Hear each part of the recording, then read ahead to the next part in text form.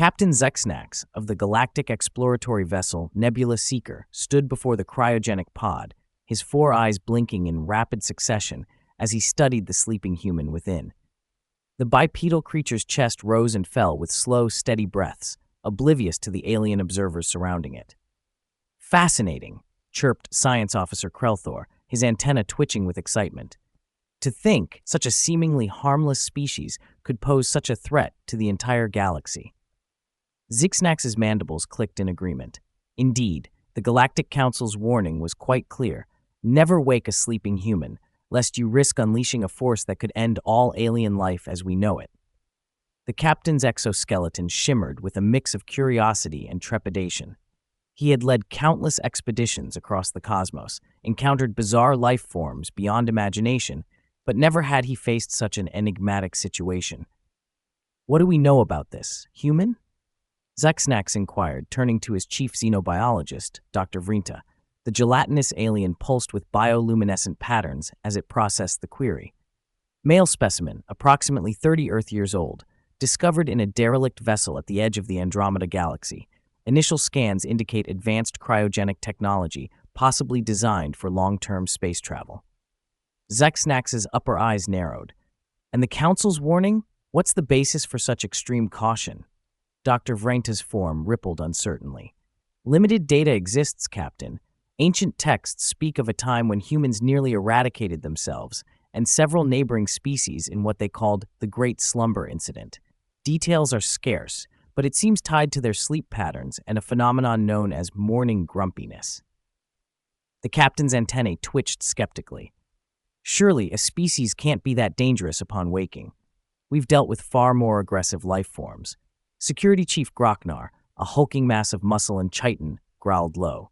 "With all due respect, Captain, I recommend we jettison the pod into the nearest star. The risk is too great." Zexnax considered the suggestion, his compound eyes reflecting the soft blue glow of the cryopod. After a moment of contemplation, he shook his head. "No, we have a duty to explore and understand. The Galactic Council entrusted us with this mission. We'll proceed with caution, but we must learn more." As the crew debated their next move, none noticed the slight fluctuation in the cryopod's power supply. A single, almost imperceptible beep echoed through the chamber. Inside the pod, the human's eyelids began to flutter. Aboard the Nebula Seeker, alarms blared as the ship's systems detected a surge of activity from the cryopod. Zexnax and his crew rushed to the containment area, their movements a chaotic dance of appendages and exoskeletons. "Status report," the captain demanded, his voice a series of rapid clicks and whistles. Krelthor's digits flew across the holographic interface. "The pod systems are initiating a wake-up sequence. We have minutes, perhaps seconds, before full consciousness is achieved." Panic rippled through the alien crew. Groknar positioned himself between the pod and his teammates, weapon at the ready. "Orders, Captain." Zixnax's mind raced. The Galactic Council's warning echoed in his thoughts, but his scientific curiosity burned even brighter. "Prepare for first contact. Activate translation matrices and initiate peaceful greeting protocols." As the final hiss of escaping cryogases filled the air, the pod's cover slid open. The human's eyes snapped open, unfocused and bleary. For a moment, silence reigned. Then, chaos erupted. The human bolted upright, eyes wide with shock and confusion. A primal scream tore from his throat, a sound that sent shivers through every alien present. In an instant, the human was on his feet, fists swinging wildly. "What the? Where am? Who are you?" The human bellowed, his words translated into a cacophony of alien languages through the ship's systems. Groknar moved to subdue the human, but Zixnax held him back with a swift gesture. "Wait, we must not antagonize him further." The human's gaze darted frantically around the room, taking in the bizarre forms of the alien crew. His breathing came in ragged gasps, fists clenched at his sides. Am I dreaming? What kind of nightmare is this?" Dr. Vrinta pulsed soothingly, attempting to project calming colors. "Please, human, we mean you no harm. You are aboard the galactic exploratory vessel Nebula Seeker. We found your cryopod and—" "Shut up, you talking jello," the human snapped, backing away until he hit the wall. "I don't know what kind of sick experiment this is, but I want out. Now!" Zixnax stepped forward, all four hands raised in a gesture of peace. I am Captain Zixnax. We apologize for the shock of your awakening. It was not our intention to disturb your rest. If you could just calm down, we can explain everything. The human's eyes narrowed, focusing on the captain. Explain? Explain? I went to sleep on Earth in 2023 and woke up to this. There's nothing you can say that will make this okay. As if to punctuate his point, the human grabbed a nearby piece of equipment and hurled it across the room. The device shattered against the far wall, showering the area with sparks and debris. Alarms blared anew as the ship's systems registered the damage. Grocknar growled, his patience wearing thin. Captain, this is getting out of hand. We must contain the threat. Before Zixnax could respond, the human let out another primal yell and charged towards what he perceived as the exit. In his panic-induced state, he barreled into Krelthor, sending the smaller alien sprawling. Stop him! Zixnax ordered, his usual calm demeanor cracking under the pressure. The alien crew moved to intercept, but the human's adrenaline-fueled strength proved formidable. He shoved past Grocknar, using the alien's bulk against him, and managed to trigger the door release. As the human disappeared into the corridors of the Nebula Seeker, Zixnax felt a cold dread settle in his thorax. The Galactic Council's warning hadn't prepared them for this level of chaos. Lock down all critical systems, the captain ordered. We need to contain him before he accidentally triggers something catastrophic. Dr. Vrenta's form rippled anxiously. Captain, I've been analyzing the human's biological readings. His hormone levels are off the charts, particularly cortisol and adrenaline. If we don't find a way to calm him soon, I fear the worst. Zixnax's antennae drooped. And what precisely is the worst, Doctor? The xenobiologist's colors pulsed grimly. According to the ancient texts, an agitated human in this state could unknowingly tap into a latent psychic ability. If unleashed, it could send a shockwave of aggression across the galaxy, potentially igniting conflicts between species that have known peace for millennia.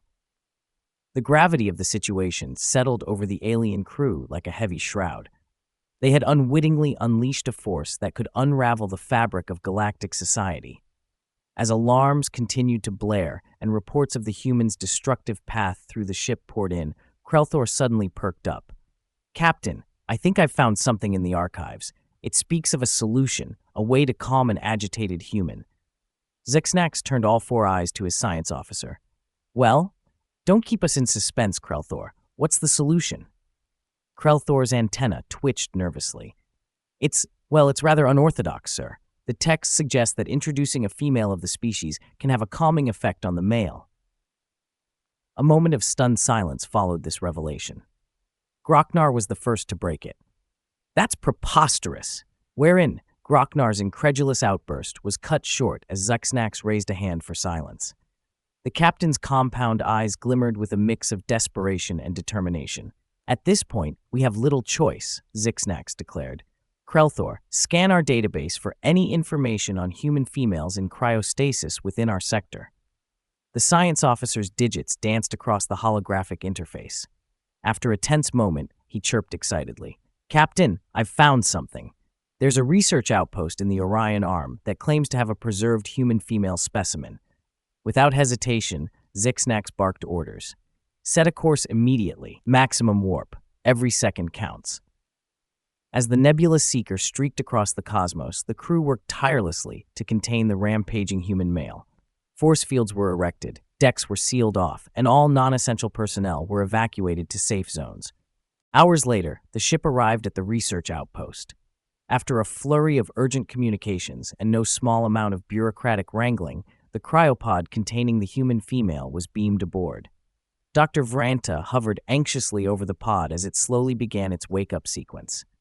Captain, I must express my concerns once more. We know so little about human pair bonding. This could backfire spectacularly. Zixnax's mandibles clicked in acknowledgement. Noted, Doctor, but we're out of options. Prepare for awakening. As the pod hissed open, the alien crew held their breath, or equivalent respiratory functions. The human female's eyes fluttered open, confusion quickly giving way to shock as she took in her surroundings. Unlike her male counterpart, however, her reaction was more controlled.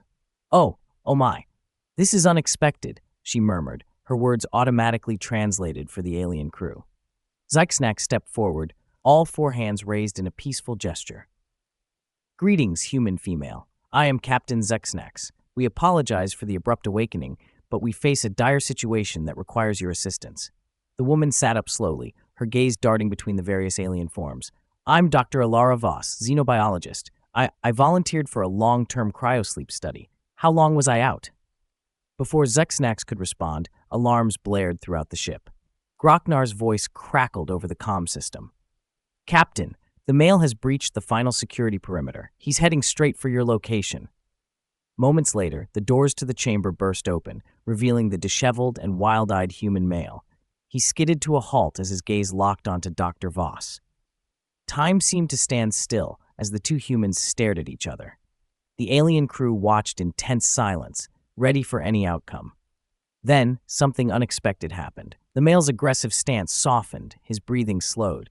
You're human, he said, his voice filled with wonder and relief. Dr. Voss stood, approaching him cautiously. Yes, I am. And so are you. We're okay. We're not alone. As the two humans embraced, a wave of relief washed over the alien crew. But their relief was short-lived. A sudden surge of energy crackled around the pair, causing the ship's systems to fluctuate wildly. Krelthor's console erupted in a shower of sparks. Captain, I'm detecting an enormous power spike emanating from the humans. Dr. Vrenta's form pulsed rapidly in alarm. It's just as the ancient texts warned. The combination of male and female human energies is creating a feedback loop of immense proportions. The two humans, oblivious to the chaos around them, seemed to glow with an inner light. Their eyes met, and in that moment, a psychic bond formed between them, amplifying their latent abilities to unprecedented levels. Zexnax watched in awe and terror as the humans began to levitate, surrounded by a shimmering aura of pure energy. The ship's hull groaned under the strain of containing such power. What have we done? The captain whispered, realizing too late the true meaning of the Galactic Council's warning. The ship exploded into 1,000,000 pieces of junk, sprayed across the expanse of space, not a single trace left of the crew.